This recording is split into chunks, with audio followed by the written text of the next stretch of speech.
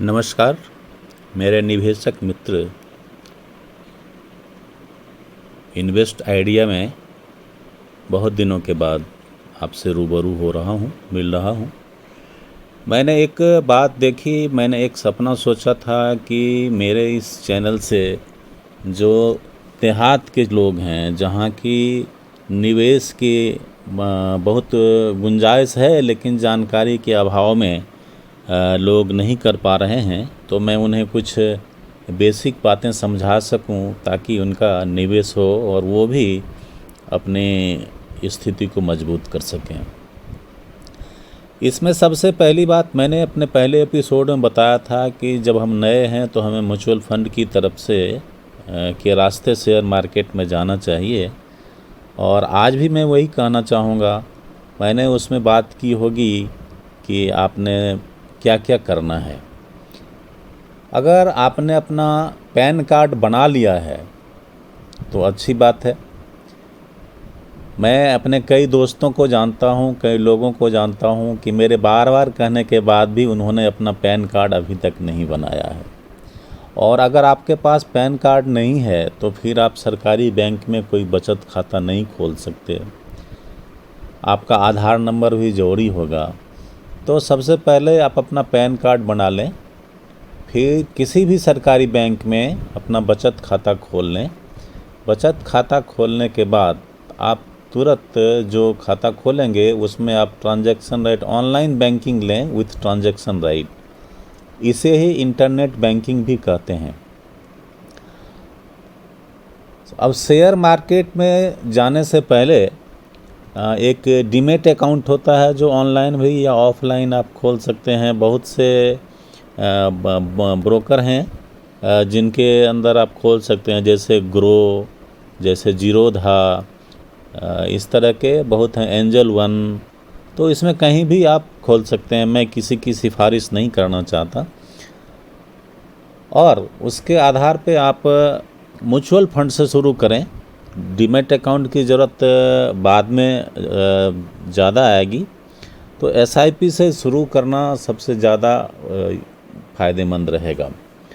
अभी share market में चूँकि अमेरिका की आर्थिक स्थिति बहुत अच्छी नहीं है, कमज़ोर हो रही है, इसलिए अभी जो वहाँ मीटिंग हुई है उससे ये बात निकल के आई है कि अभी शेयर मार्केट में एक गिरावट आने वाली है, ज़बरदस्त गिरावट आने वाली है। तो शेयर मार्केट में अमूमन सितंबर माह उतार चढ़ाव बड़ा होता है, वॉलेटिलिटी ज़्यादा होती है सितंबर माह में। तो उस पर आपको नज़र रखनी है कि जब ही गिरावट होती है तो निवेश आपको उसी वक्त करना है। तो निवेश करने के लिए सितंबर माह बहुत अच्छा है।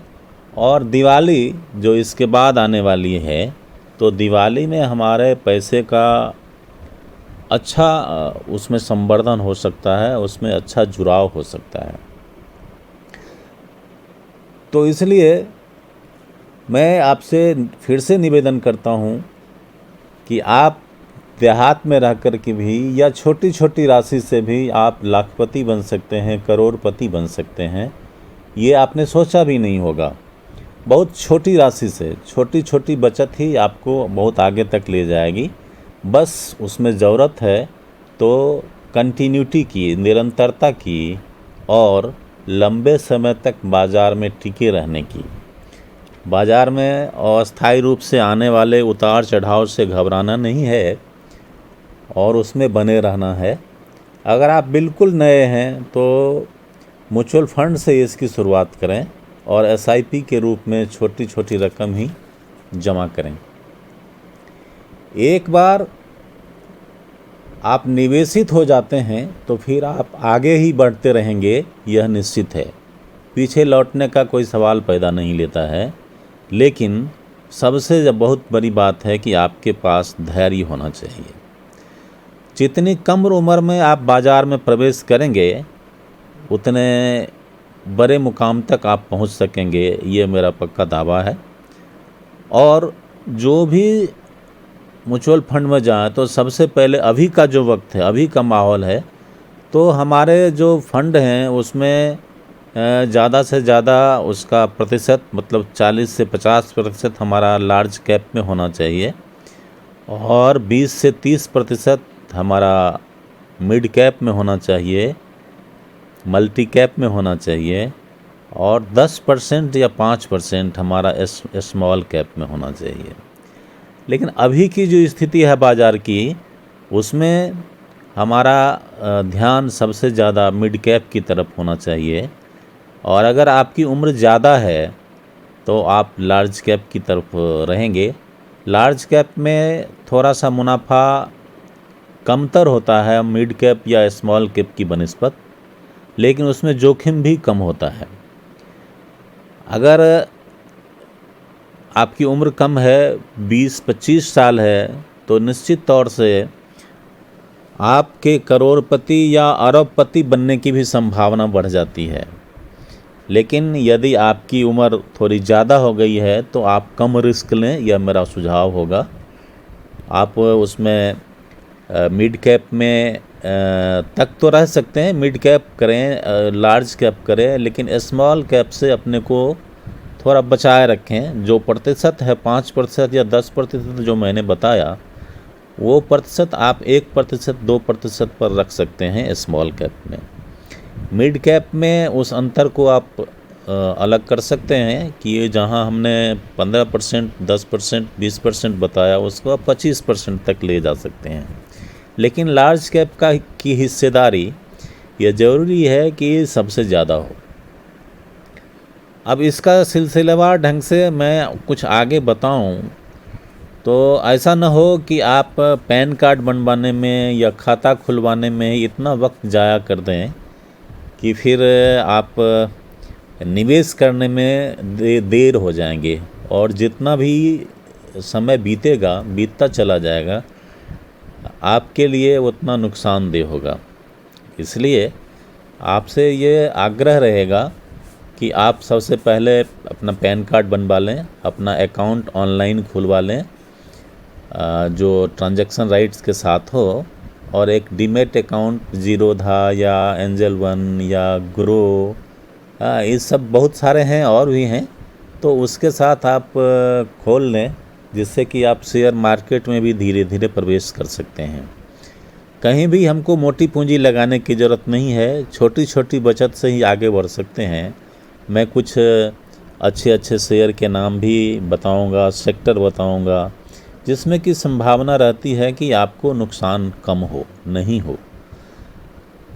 तो कभी कोई सेक्टर बढ़ेगा, कभी कोई सेक्टर घटेगा, तो उसके हिसाब से आपके लाभ पर भी थोड़ा सा ऊंचा नीचा दिखाई पड़ेगा। लेकिन समय आपको ज़्यादा से ज़्यादा देना है।